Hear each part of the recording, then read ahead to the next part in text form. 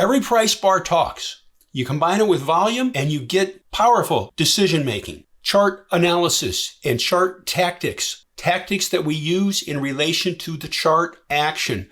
We never impose our will, our quote unquote forecast on what's going to happen. We don't need to. The chart tells us what to do if we learn how to read it. Every price bar talks. You combine it with volume and you get powerful decision making that will help you A, make money, but B, also save you some major pain and heartache. See this little white line right here? This was on the key list. All it had to do was push through that line and run, and we would have bought it. But it never did. It never pushed through. Just simple tops, folks. It never did. So we didn't buy it. Never buy stocks below the 200-day moving average line. You say, well, I might miss something. Stack the deck in your favor. If the vast majority of stocks that make huge moves are above the rising 200-day, why not use that to your benefit? Years ago, I taught advanced statistics on a university level. I like to stack the numbers in my favor. If the vast majority of stocks that make huge moves have earnings up 40% or higher, or average sales up 40% or higher for 2 quarters, I'm going to use that to my advantage. Why not? Why not? There's 9,000 stocks out there. I don't want to look at all of them. I want to look at the ones that got the greatest potential for me to make money. And I think you're the same.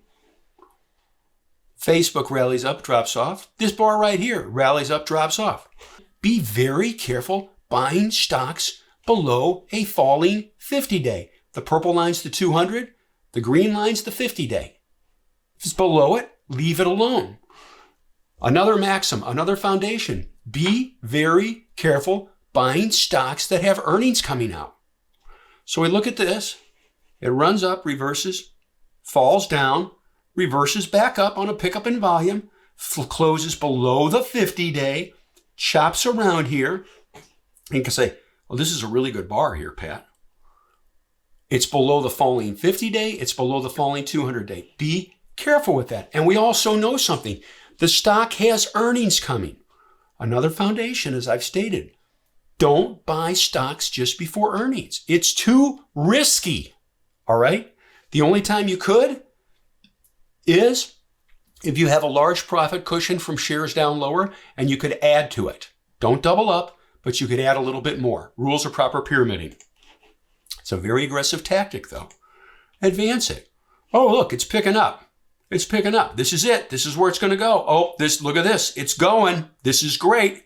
You know what? Yep, we're buying. We're buying. No, it's below the falling 50-day. It's below the 200-day. Just leave it alone. Oh, it's going up. But notice this. It's going up on decreasing volume. And we also know something else. It has earnings coming out. By the way, I call it Facebook still. It's Meta platforms, okay? My apologies. But it's rallying on decreasing volume. The 50-day is falling. The 200-day is starting to roll over. Oh, look at this. Oh, man. Hey, this is a telltale sign. This baby, look at how it closed. It closed up on heavy volume. Something we teach in Mission Winners. And this isn't rocket science. Study the open, high, low close on each bar. This stock gapped up, Meta gapped up, and fell and closed down off the highs on heavy volume. It was met with some buying pressure, but it was met with some selling pressure too. And we know earnings are coming. We have to be careful with that. All right? And then you get this. Right there.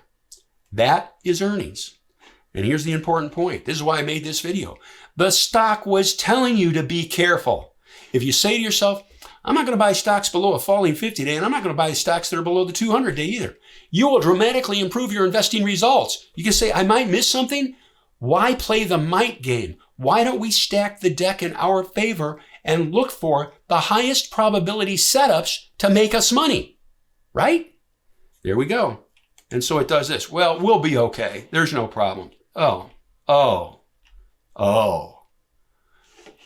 Another very important point. Keep losses very small. Knowing that this stock had earnings coming out and it was below the moving averages, you wouldn't have owned it. You shouldn't have owned it. And it's that simple. And then you have this. And this is as of today, which is 214.22. There we go. So I shared some lessons with you that can A, help you make money, and B, also keep you safe. It's very, very important. A lot of people talk about good buying. A lot of people don't talk about good selling. You need both. You have to be a good buyer and you have to be a good seller to succeed in this business. A good seller to lock in profits, a good seller to avoid or minimize risk. Okay? Notice I said minimize because you will have risk. Another key point, always limit your losses. Keep them very small. If you say to yourself, I'm not going to buy a stock below the falling 50-day and below the 200-day, you will be light years ahead of most people. You can say, I might miss something. Why don't we stack the deck in our favor, okay, and look for greater, higher probability setups for making money? Anyway, I just wanted to point out a few important lessons that hopefully will help you make money, but also help you never get stuck in something like this.